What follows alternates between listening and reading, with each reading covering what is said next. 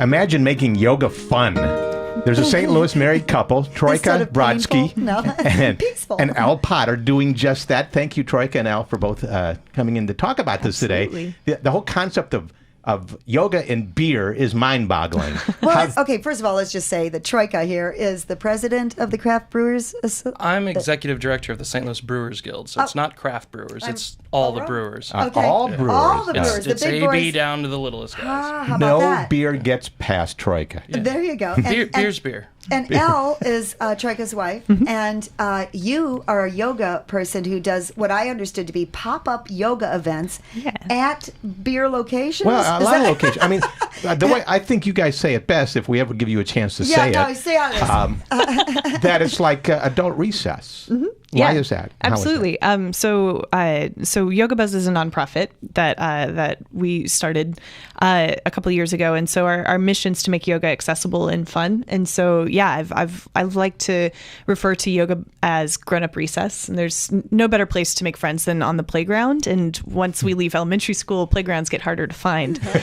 So we're basically just creating recess across the city with yoga followed by social experiences. Give us some examples. I mean, we mentioned yoga and beer. It's also wineries and not just alcohol too. And not just alcohol. Yeah. So like for example, we've been at Eckert Farms a few times, and we do yoga followed by fruit picking. So you get to do yoga there in the grass and in the sunshine, and then you go out into the orchard and pick apples or pick strawberries or blackberries. So there's an opportunity to socialize after the yoga. You don't pick up your mat and go home. Right. Exactly. Because that's the friends. My closest friends that I've made as an adult have been through yoga things, but it's usually more intensive yoga trainings or workshops. It's not generally regular public classes, because people come in from like at the end of work and take yoga and then go home and have to do laundry, have to make dinner or what have you, and so there's not really that chance to stick around and hang out after a regular class. And so this was kind of creating the in-between. But do you do these, for some reason I thought you did the yoga things at the beer we do some facilities. events. We do some events at breweries. We've got one tonight at Perennial Artisan Ales. But overwhelmingly at this point, the majority of our events are not at breweries. And as Elle said, they're not alcohol related. One of our more popular events is at the planetarium. Under the stars. We do yoga. It's more or less in darkness with the stars above you and live music. And, and as you mentioned, the social aspect and that sort of social hour we do after it is a really important part of, I think, why we've found success. Because people in St. Louis, they're looking, well, adults at least, they're looking for things to do. They're looking for cool experiences to have and excuses to get out and explore their city. And there's an incredible amount of cool things happening in our town. There's an incredible amount of culture, but you definitely have to do a little bit of work to plug yourself in and to learn about what's going on. And so part of what we're doing when we're curating these Yoga Buzz events at different locations is really concentrating on what would be a cool experience in a cool venue that maybe people haven't ever been there before, or maybe they haven't been there in a long time and they're going to get to re-experience it. So I think that's where we're really finding success, is in that sort of hour after the yoga, when you just get to meet a bunch of people. That is something that's attractive, that people actually look forward to the socializing time, and they'll get through the exercising time. To do that, otherwise you just go home, and that's not as fun. Right. But is this tied to charity in some way? Yeah, so we're a nonprofit, so we're a 501c3. So the pop-up events basically are our primary source of income for our nonprofit, and some of the outreach programs that we do. So let me take a step back. Our mission is to make yoga accessible and fun. And so we make it accessible by taking it out of the studio and take it through the city. But that therefore is only accessible to people who have the income to be able to afford a ticket to the event and a car to get there, that kind of a thing.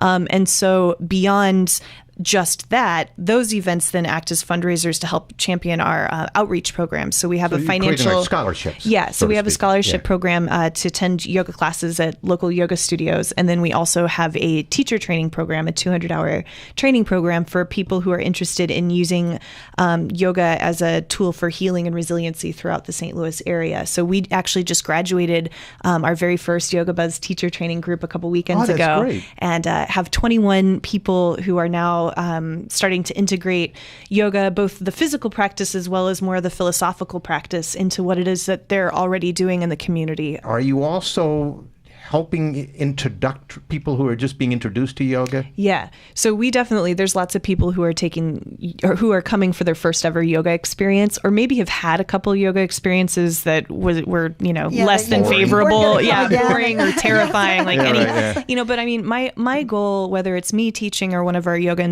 one of the Yoga Buzz guest teachers, is that anybody who comes through feels like there's something in the practice for them.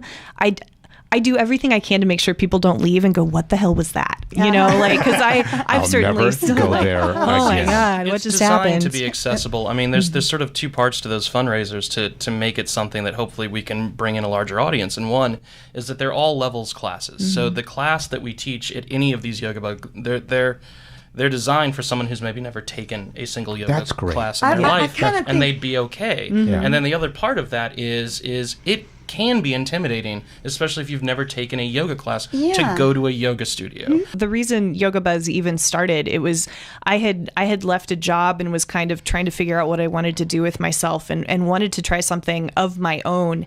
And Troika was working for Schlafly still at the time, and I was like, the second floor of the tap room is real pretty. Man. Yeah, that'd make a cool yoga studio. Yes, it would. And so he helped me set up a yoga event there during Craft Beer Week in 2014, and all I wanted to do was one event, but people were so excited about it. We sold that out in advance with like 100 people. That's and we're like, fantastic. we might be on something. Yeah. Your June and July schedule looks really full. Nice. I know you sold out your 2 Under the Stars. Nice. Yoga Under the Stars are both sold out. You're at Perennial tonight. Where else can we?